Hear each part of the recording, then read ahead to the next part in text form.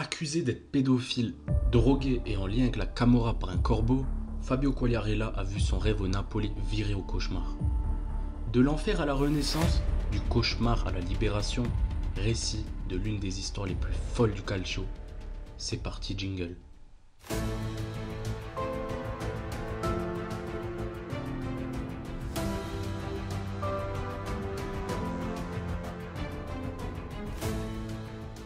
Fabio Quagliarella voit le jour à Castellammare di Stabia, situé dans la banlieue de Naples, à une trentaine de kilomètres du stade San Paolo, où un certain Diego Maradona fait des merveilles.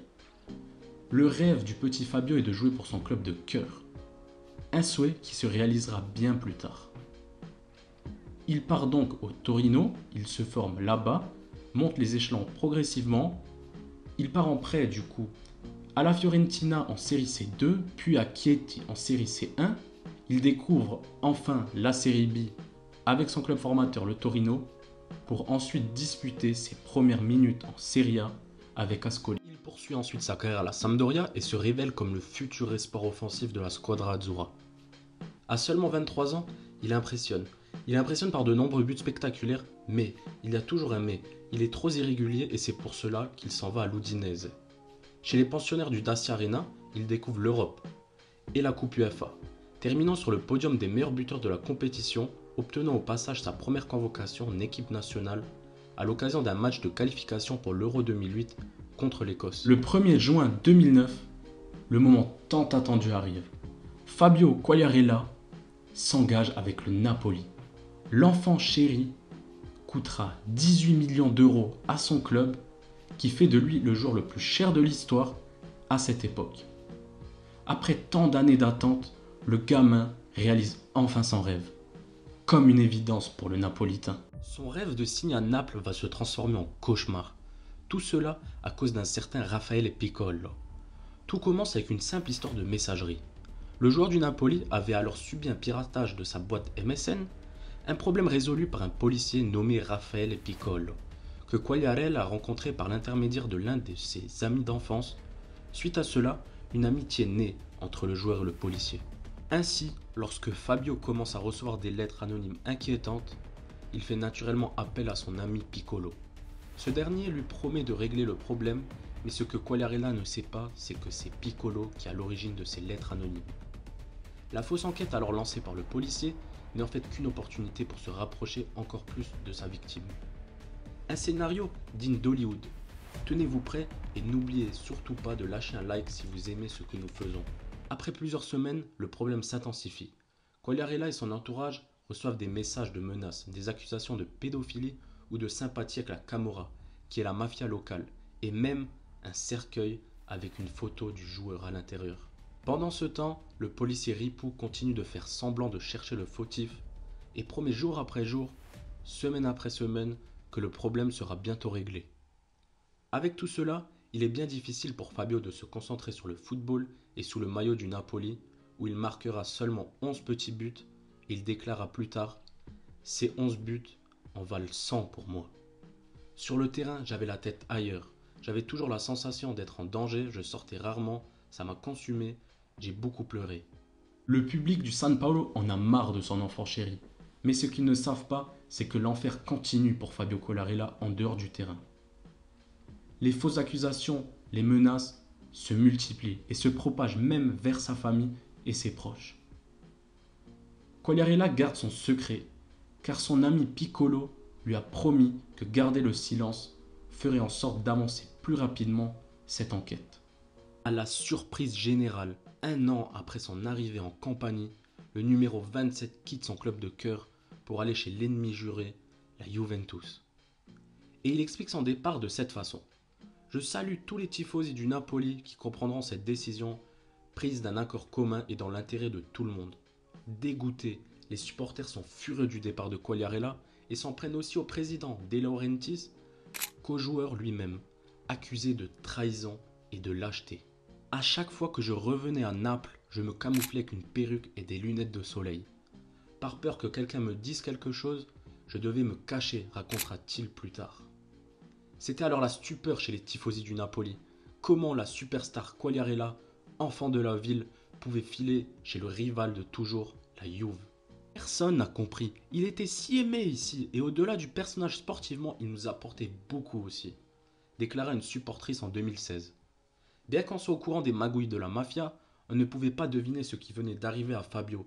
On lui en a tellement voulu. Il faut savoir qu'à Naples, rien que quitter le club pour un club soi-disant plus fort est vécu comme une trahison. Lavezzi et surtout Cavani ne sont pas faits que des amis quand ils ont signé chez vous à Paris. Edinson a été insulté de vendu qui a cédé aux sirènes de l'argent. Alors imaginez un transfert Napoli-Juve, c'est le coup de poignard ultime. C'est l'enfant dans le dos. C'est tout ce que vous voulez.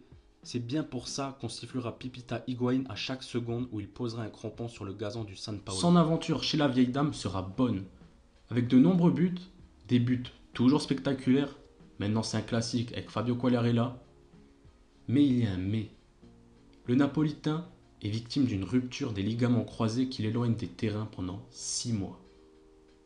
Un nouvel entraîneur arrive, en la personne d'Antonio Conte, un entraîneur qui change de système, qui choisit un système à une seule pointe, et le Napolitain ne retrouvera plus son efficacité et sa régularité de sa première saison turinoise. L'enquête, confiée à Raffaele Piccolo, n'avance toujours pas. En parallèle, Fabio Quagliarella devient ami avec un supporter du Napoli. Lors d'une virée en bateau, il parle de l'affaire. Mais personne pouvait s'imaginer les répercussions des révélations de son nouvel ami. Ce dernier a vécu une situation similaire qui l'avait fait divorcer et le point commun de tout cela, suspense, Raffaele Piccolo. Un jour, Deriso, l'ami d'enfance dont nous vous avons parlé au début de la vidéo, est interpellé par la brigade anti-mafia pour avoir été l'objet d'accusations mensongères à son tour. Après avoir été blanchi de ces mensonges, il demande où en est l'enquête sur Quagliarella. Elle n'avait en réalité jamais été ouverte. Au commissariat, Deriso se rend compte du stratagème.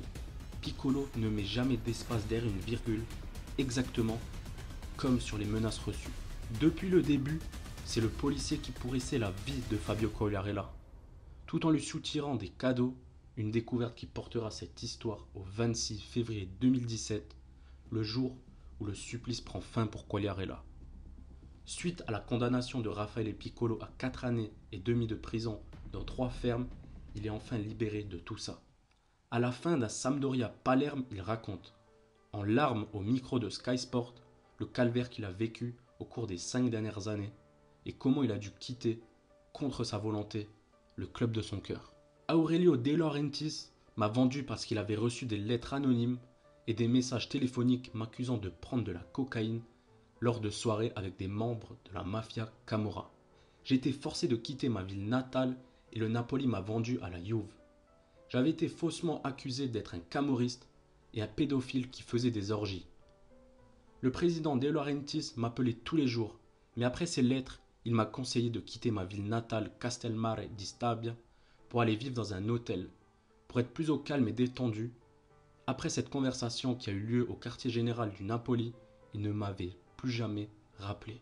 Après les révélations, tout le peuple napolitain décide à nouveau d'aimer son héros.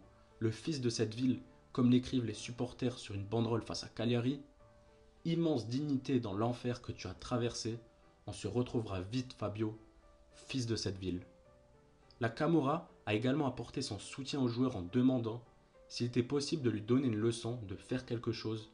Offre évidemment rejetée par le principal intéressé qui ne veut retenir que le football et le pardon du San Paolo à chaque fois qu'il foule la pelouse de ce qui était son stade. Malgré les épreuves, l'amour de Fabio Quagliarella pour le Napoli perdure encore et toujours.